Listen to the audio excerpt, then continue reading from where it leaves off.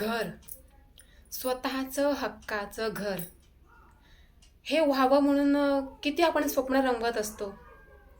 प्रत्येक वेळेला स्त्रियांना तर मला वाटते प्रत्येक वेळेला उठता, बसता, झोपता म्हणजे प्रत्येक वेळेला स्त्रियांना जे भाड्याने राहत आहेत, जे म्हणजे स्वतः दर महिन्याला रेंट भरतायत, त्यांच्या मनात किती इच्छा असते की स्वतःचं घर हे खूप महत्त्वाचं आहे. खरं आहे, स्वतःचं घर होणं हे खूप म्हणजे खूप महत्त्वाचं आहे. आणि आज आपण हेच बघणार आहोत की कमी पगारात स्वतःचं घर कसं घ्यायचं. तर व्हिडिओला सुरुवात करूया. मी वंदना तुमचं स्वागत करत आहे माझ्या यूट्यूब चॅनलवर.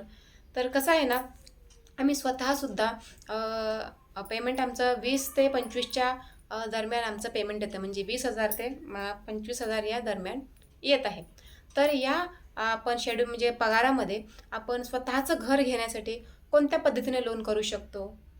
आणि सगळ्यात महत्त्वाचं हे जाणणं महत्त्वाचं आहे की आपण नक्की मिडल क्लास आहोत की लोअर मिडल क्लास आहोत. तर बहुतेक लोक स्वतःला मिडल क्लासच म्हणवतात. तर तसं नाही आहे. 50,000च्या वरती त्यांचं पेमेंट आहे, ती लोक मिडल क्लास म्हणवतात. म्हणजे ती व्यक्ती मिडल क्लास असते. आता आपल्यासारखी जी व्यक्ती आहे, जी 50,000च्या खाली पेमेंट घेते, ती व्यक्ती मिडल क्लास नाही, ती लोअर मिडल क्लास आहे. म्हणजे आपण लोअरमध्ये येतो. म्हणजे आपण मिडल क्लासमध्ये बसत नाही. ज्यांचा पेमेंट 50च्या वरती आहे ते मिडल क्लासमध्ये बसतात. आपली तर दशा खूप वेगळीच आहे. पण 50च्या खालच्या लोकांनी ज्यांचा पेमेंट 50,000च्या खाली आहे, त्यांनी घर घेण्यासाठी कसा प्रयत्न करावा. साहजिक आहे की नाही, प्रत्येकाच्या डोक्यात विचार असतो की आमचा 50-40,000 पेमेंट आहे, तर आम्ही कितपत खर्च वाचवायला हवा आणि कसं घर घ्यावे आणि कसं आम्ही लोन फेडू शकतो. तर माझ्या मते 70% खर्च जो आहे, 50,000तला 70% हा घरामध्ये खर्च होतो म्हणजे होतो. उरतो 30% या कोणाचा उरतो 20%. तर तो आपण लोनमध्ये घालवू शकतो, इन्व्हेस्ट करू शकतो, असं प्रत्येकाच्या डोक्यात असतात. पण हे असा विचार का डोक्यात होता की स्वतःचं घर असावं, आपण रेंटने राहतोय, स्वतःचं हक्काचं घर पाहिजे म्हणजे पाहिजे. तर आजकालच्या मुलांची बिकट परिस्थिती, बरोबर आहे. आणि ह्या सगळ्या गोष्टींना आग लावणारे असतात हे आपले शेजारी. तर बिचारा एखादा मुलगा जॉब करतोय, त्याला शेजारचा लगेच विचारतो, काय रे बाळा, वय झालंय तुझं, लग्न कधी मग मग तो बिचारा टेन्शनमध्ये येतो. लग्न करायचं म्हटल्यावर भाऊ लगेच अशी जुळवाजुळव करण्याचा प्रयत्न करत असतो, पण जुळवाजुळव काय होत नाही. एखादा माणूस असतो, अरे तुझ्या मित्राने गाडी घेतली, मग तू कधी घेणार आहे, कधी घेणार आहे. मग काही कसे वेडे असतात, ते दुसऱ्याचं ऐकून पटकन 9-10 लाखाची गाडी उभी करतात आणि बिचारे EMI भरत बसतात. खरं तर ना, शेजाऱ्यांचं ऐकणं हे सोडून द्या. शेजारी ह्यासाठीच असतात, ते आपले फक्त कान भरण्याचं काम करतात, या आपल्या जखमेवर मीठ चोळण्याचं काम करतात. हे कधीही ऐकू नये.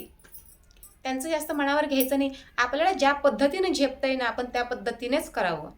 आणि सगळ्यात महत्त्वाचं, आता आपण जर घर घेणार आहे आणि जर 50,000, 40,000 या 30,000 जर तुमचा पेमेंट आहे आणि तुम्हाला घर घ्यायचं, तर तुम्ही कसं घेऊ शकता? तुमच्या डोक्यात काही आयडिया येत आहेत का? कारण आम्ही स्वतः वैतागलेलो आहोत. 25,000च्या दरम्यान आम्ही पेमेंट दाखवतोय आणि म्हणजे समोरच्या आपण ज्या बिल्डिंग्स बघायला जातो या काही असो, ते स्वतः म्हणतायत की ठीक आहे, हे लोन करून देऊ, ते लोन करून देऊ, पण तुम्हाला मिनिमम अमाऊंट भरावी लागेल. 2-3 लाख या 5 लाख रुपये अमाऊंट भरावी लागेल. बाकीच्या म्हणजे आम्ही आता ज्या पेमेंटमध्ये बघत असतो आपण, या माझ्यासारखे दुसरे कोणी बघत असतील, त्यांनाच प्रत्येकाला हेच ऐकायला मिळत असेल की तुम्ही लमसम 20 लाखाचं तर तुमचं लोन होईल. मग त्या 20 लाखाच्या लोनवर तुम्हाला 17,000 कधी EMI पडतो, कधी 20,000चा EMI असतो 20 वर्षांकरता. मग तो तुमच्या 50,000, 30,000 या 40,000च्या पेमेंटमधून जाऊ शकतो का?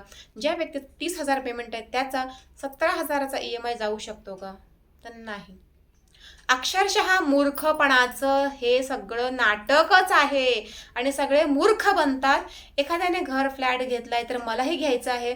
अहो, तुमचा पेमेंट कमी आहे, तुम्ही त्यामध्ये नाही करू शकत. तुम्ही बोझ्याखाली येऊन बसणार, एवढा बोजा तुमच्या डोक्यावर बसेल ना, तर तुमचा एकच EMI नसतो. तुमच्या घरातलं फर्निचर, फ्रीज म्हणा, हे ते, गाडी, घर कसं तुम्ही फेडणार आहात? कोणाला जमतं? ज्याचं फॅमिली बॅकग्राऊंड चांगलं आहे, ज्याचं गावाकडून वगैरे जमिनीचे पैसे आहेत, या कोणी काय विकलंय, कोणी काय विकलंय, ते पैसे जेव्हा त्यांच्याकडे एकत्र 70% जेव्हा पैसे असतात, तेव्हा तो व्यक्ती 30 किंवा 20% लोन, 30-20% पैशाचं तो लोन करू शकतो. अजिबात जमत नाही. 30-40 हजार रुपयाच्या म्हणजे 30-40 हजार रुपये कमवणाऱ्या व्यक्तीला हे अजिबात घर घेणं सहज शक्य नाही. जो व्यक्ती 50,000च्या वरती कमावतोय ना, त्याला घेणं शक्य होतं.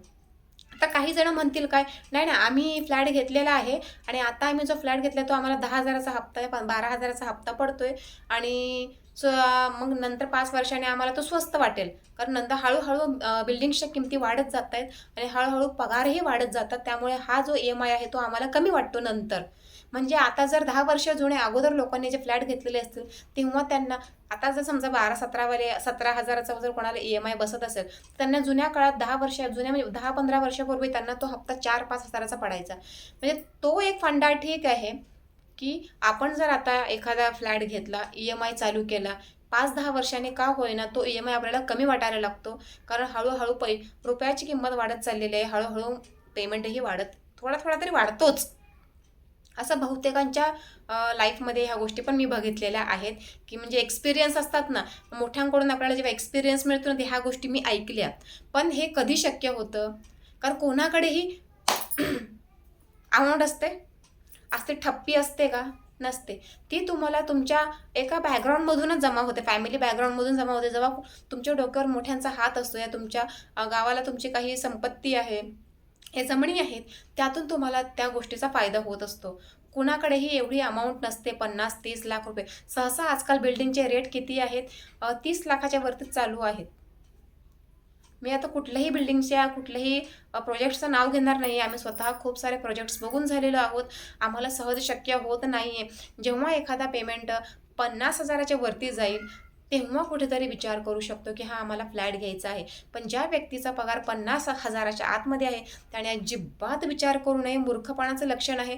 कारण तुम्ही किती EMI भरत बसणार? कारण तुम्हाला तुमचं घर खर्च चालवायचा आहे, तुम्हाला घरात लागणाऱ्या सगळ्या सोयीसुविधा आहेत त्या गोष्टी भागवायच्या आहेत, तुम्हाला मुलांची शिक्षणं कंप्लीट करायची आहेत आणि त्यामध्ये जर तुम्ही EMI फेडत बसला ना, तर मुलांना तुम्हाला जेवण देणंही मुश्किल होतं, या त्यांच्या गरजा भागवणंसुद्धा मुश्किल होतं. कारण आजकाल नुसतं जेवण देऊनही चालत नाही आहे. त्यांना वेगवेगळ्या प्रकारचं खानपान, फ्रूट्स, ड्राय फ्रूट्स म्हणा, हे ते सगळ्या गोष्टी देणं गरजेचं आहे. कपडा लत्ता ह्या सगळ्या गोष्टींसाठी पैसा लागतो. तो कुठून आणणार? जर एखाद्या व्यक्तीला खरंच त्यांच्या फॅमिलीकडून सपोर्ट जर असेल, तर तुमच्या घरामध्ये 2-4 जण कमवणारी असेल, तर तुम्ही फ्लॅट इझिली घेऊ शकता. हे माझं नक्की म्हणणं आहे. बाकी काही जण म्हणतील की तसं काही नाही आहे, कमी पगार असला तरी आम्ही घेऊ शकतो. तर तसं नाही. तुम्हाला जर तुम्ही कमी पगारातही जर रूम घेऊ शकताय ना, याचा अर्थ तुम्हाला फॅमिली सपोर्ट आहे, हे मात्र नक्की. आणि ज्यांचा पगार 1 लाखाच्या वर आहे ते तर बल्ले बल्ले, त्यांना काय हरकतच नाही घ्यायला. आणि आपण नेहमी ऐकत असतो की ह्याने 50 लाखाचा फ्लॅट घेतला, त्याने 1.5 लाखाचा नाही 1.5 करोडचा 1.5 करोडचा त्याने फ्लॅट घेतला आणि आपण काहीच घेऊ शकत नाही आहे. साधी गाडीसुद्धा, जर रिक्षा जरी घ्यायला गेल्या ना, तर रिक्षाचा जो हप्ता आहे ना, तो रिक्षाचा हप्तासुद्धा आजकाल काही लोकांना परवडत नाही. एवढं महागाई वाढत चाललेली आहे. त्यामुळे स्वतःचं घर होणं हे माझंही खूप मोठं स्वप्न आहे. स्वतःचं घर व्हावं, त्यासाठी मी सुद्धा प्रयत्न करते. माझे मिस्टरही आता तळमळतात अक्षरशः, पण त्यांना आता शक्य नाही आहे. बाकीचे ते सुद्धा एक्स्ट्रा जॉब करायचे, एक्स्ट्रा सगळे वर्क करायचे, की हे ते जॉब करून ते बाहेरची कामं करायचे. सध्या आता ते सगळं स्टॉप आहे. त्यामुळे ह्याच्यावरून मला समजतं, की माझे मिस्टर ज्या पद्धतीने, त्या पद्धतीने आपल्या सगळ्यांच्या घरातले जे प्रमुख व्यक्ती आहे, त्या व्यक्तीवर किती बर्डन, किती ताण असतो, की स्वतःचं घर घ्यावं. आता बरोबर आहे, तुम्ही म्हणसाल की आम्ही रेंटने राहतोय, म्हटलं दर महिन्यात आम्ही भाडं तर भरतोयच. आता ठाण्यासारख्या भागामध्ये 6-7 हजार भाडं हे आहेच. चॉलमध्ये राहायचं म्हटलं तर 6-7 हजार भाडं कंपल्सरी आहे. मग त्यापेक्षा आम्ही स्वतःचा फ्लॅट घेऊन आम्ही EMI भरलेला काय वाईट? हो बरोबर आहे, पण इथे तुम्ही 6-7 हजार भरताय, तुम्हाला EMI भरायला 17,000 लागतात. आणि आजकाल तर तुम्ही बघतच आहात, बेकायदेशीर बांधकामं तोडण्यात येत आहेत आणि खूप सारी अशी बांधकामं आहेत की बेकायदेशीरच आहेत. आणि OC-CC वाले जर फ्लॅट्स आपण घ्यायला गेलो, तर ते आपल्यासारख्या मिडल क्लास व्यक्तींना लोअर क्लास मिडल क्लास व्यक्तींना शक्य आहे घेणं? नाही आहे, बिलकुल शक्य नाही आहे. 50 लाख आणि 40 लाख रेट्स. आता तर मला सांगा, बेकायदेशीर बांधकामं तोडायची चालू आहे, त्यानंतर बिल्डिंगचे रेट्स किती वाढतील? त्यापेक्षा कधी कधी वाटतं 10x10चा छोटासा रूम घेतला ना तर तो परवडेल, पण तो सुद्धा आता स्वस्त मिळत नाही, तो सुद्धा 10 लाखाच्या वरतीच मिळतोय. आणि चॉलमधल्या ज्या रूम्स आहेत चॉलवाल्या, त्यांना तर लोनच मिळत नाही, त्यांना तर पूर्ण कॅश द्यावी लागते. मग तुम्ही विचार करू शकता की किती बेकार काम आहे सगळं. त्यामुळे आपलं बॅकग्राऊंड चांगलं असेल, फॅमिली बॅकग्राऊंड बेस्ट आहे, तुमच्या गावाकडची परिस्थितीही चांगली आहे, तर तुम्ही सिटीमध्ये व्यवस्थित पद्धतीने फ्लॅट विकत घेऊ शकता. किंवा तुमच्या घरातली वाईफ, तुमचा भाऊ, तुमच्या आई सगळे सगळे मिळून जर काही कामं करत असतील, त्यांचा सगळ्यांचा पेमेंट मिळून जर 1 लाखाच्या वरती येत असेल तर तुम्ही इझिली फ्लॅट घेऊ शकता. नाहीतर फ्लॅट हे घेणं खूप जिकिरीचं काम झालेलं आहे. कारण 60,000 70,000च्या व्यक्तीला सुद्धा फ्लॅट घेणं आजकाल रिस्की झाले. तो सुद्धा तोंडामध्ये घास खाताना विचार करतोय की दुसरा घास मी नको, राहू दे जेवण, माझ्या घरच्यांना होईल, मी थोडंसंच खातो. थोडं थोडं खाऊनच ते पोट भरतात. अशाने आजारपण सुद्धा येतं, टेन्शन येतं, घरात रोज किटकिट, रोज चिडचिड, रोज भांडणं. त्यामुळे उलट तुम्ही शांतपणाने राहिलेले बरे. आणि स्वतःचं घर जर घ्यायचं असेल तर नशीबही लागतं. जेव्हा तुमचं नशीब पालटेल, लक पालटेल, आपोआप त्या गोष्टी होतील. फक्त प्रयत्न सोडू नका, प्रयत्न नक्की करा, पण family support is most important. तर हा होता आजचा विषय, कमी पैशात घर कसं घेऊ शकतो. तर हा सगळा रडकुंडीला आणणारा विषय आहे आणि आम्हालाही रडकुंडीला आणत असतो. तर प्रत्येकाचा जर काही वेगळा वेगळा अनुभव असेल तर नक्की मला सांगा कमेंटमध्ये. आणि ह्याच्यातून जर तुम्हाला काही सुचवायचं असेल तर ते सुद्धा सांगा. आणि आताही माझ्या डोक्यात तेच चाललेलं आहे की कसं घर होईल काय माहिती. बघूया, होप सो लवकर घर व्हावं आणि सगळ्यांची घरं, ज्यांची ज्यांच्या मनात इच्छा आहे ना, प्रत्येकाचं घर व्हावं हे देवाचरणी खरंच प्रार्थना आहे. बाकी आपण एवढंच करू शकतो आणि आपण मेहनत करू शकतो. बाकी बघूया, पेमेंट वाढायची वाट बघायची. हा, जो छान जॉब करतोय ना, पेमेंट वाढला तर त्याला घर घेणं इझी आहे. तर चलो, भेटू पुन्हा एका नवीन व्हिडिओसह. तोपर्यंत बाय.